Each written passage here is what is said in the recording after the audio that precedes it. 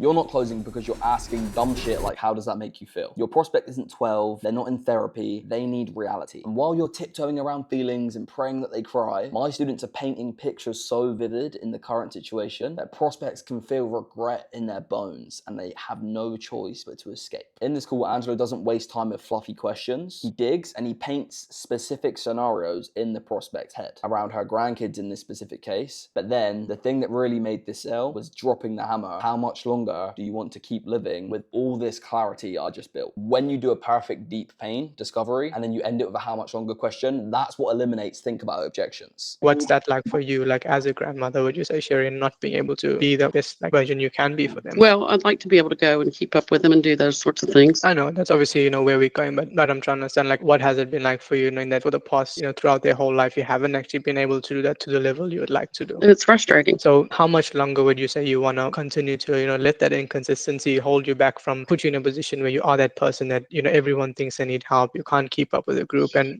more importantly, you can't actually, be the grandmother you want to be for the grandkids? Like, how much longer would you want to continue living that way? None. Not good. I'm happy to hear that, Sherry. So Most of you ask vague surface level questions during your discovery. How does it make you feel? Why now? And you're too scared to go deep, or you're too lazy to get specific. And emotion doesn't live in generalities and saying, how does it make you feel? What Angelo knows is that if he gets surgical, emotions are only built off of the thoughts that the other person thinks. Therefore, if we can elicit certain thoughts, they're gonna feel a certain way. So when he asks this perfect how much longer question and he paints these pictures in her mind with everything that she's been dealing with and helping her realize that there is a choice she can make, that she has chose to live this way and she actually has control of how much longer she lives in it, the emotions will go through the roof, and that's why she won't need to think about it at the end of the call. So it's not vague questions, it's not emotional guesswork. You paint the reality so clearly they can't run from it, just as Angelo does here.